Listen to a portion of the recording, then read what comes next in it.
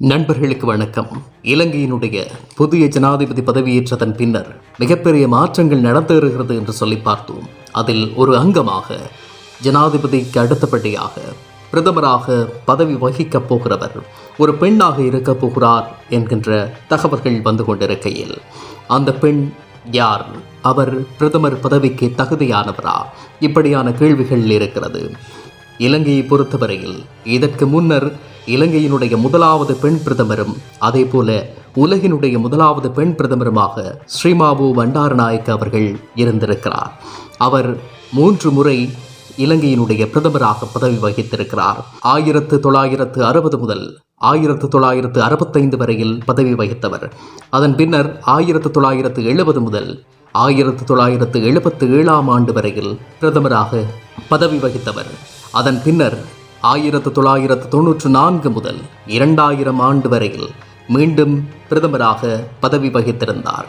எனவே அவருக்கு பின்னால் இதுவரையில் எந்த ஒரு பெண்ணும் இலங்கை நாட்டினுடைய பிரதமராக பதவி வகித்தது கிடையாது. ஜனாதிபதியாக கூட சந்திரிகா பண்டாரநாயக்க குமாரதுங்க அவர்கள் பதவி வகித்திருக்கிறார்.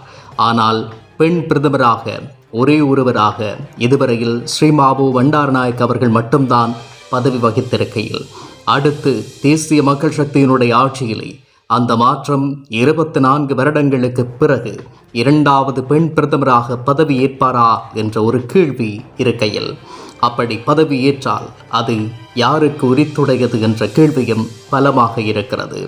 தேசிய மக்கள் சக்தியினுடைய நாடாளுமன்ற உறுப்பினராக தேசிய பட்டியல் ஊடாக 2020 ஆண்டிலே இணைந்து கொண்டவர் கலாநிதி ஹரிணி அமரசூரிய அவர்கள்தான் பிரதமராவதற்கான வாய்ப்புகள் அதிகம் இருப்பதாக சொல்லப்படுகிறது.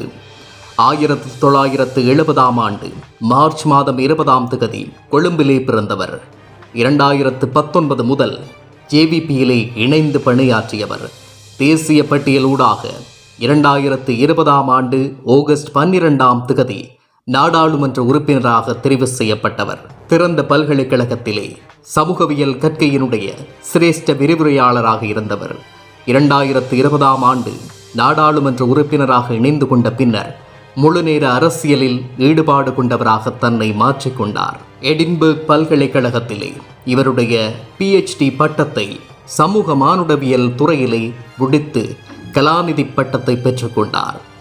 நெஸ்ட் என்கின்ற தனியார் நிறுவனத்தினுடைய பணிப்பாளர் சபை உறுப்பினராகவும் பணியாற்றியவர். இவருடைய ஆய்வு கட்டுரைகள் பலவும் புத்தகங்களாக வெளியாகி இருக்கின்றன.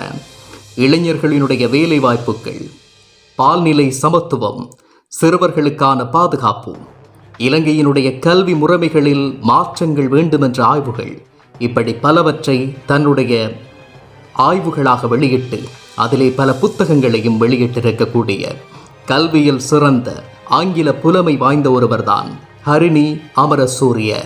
சமூக மானுடவியல் PhD பட்டத்தை பெற்றுக்கொண்டவரால் பிரதமர் பதவியில் நீடிக்க முடியுமா?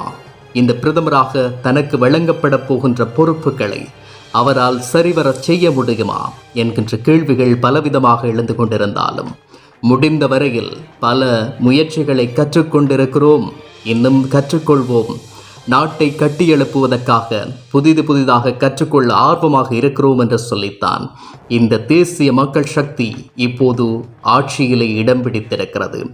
நல்லாட்சி மற்றும் நிர்வாகத்தின் கீழ் வரக்கூடிய மிக முக்கியமான அமைச்சுக்கள் பிரதமரின் கீழ் வரப்போகிறது. மாகாண சபைகள், அதே போல உள்ளூராட்சி மன்றங்கள், வெளிநாட்டு வேலைவாய்ப்புகள், கல்வி, விளையாட்டு, இளைஞர் அமைச்சு, கலாச்சாரம், அதே போல ஊடகத்துறை, இப்படி அனைத்துமே பிரதமரின் கீழ் வரலாம் என்று சொல்லி எதிர்பார்க்கப்படக்கூடிய நேரத்தில் கலாநிதி ஹரிணி அமரசூரிய எப்படி அதனை கையாளப் போகிறார்? பிரதமர் பதவி அவருக்கு கிடைக்கப் போகிறதா? இலங்கையினுடைய 2வது பெண் பிரதமர் என்ற பெருமையை அவர் பெறப்போகிறாரா? இப்படியான கேள்விகள் பலவும் இருக்கின்றன. நாளைய தினம் அதற்கான தீர்வு கிடைக்கும். 4 பேர் கொண்ட அமைச்சரவை முதலில் கூடப் போகிறது. அதிலிருந்து 22 அமைச்சு பொறுப்புகள் பகிர்ந்தளிக்கப்பட்டு நாளைய தினத்தோடு நாடாளுமன்றம் கலைக்கப்படலாம்.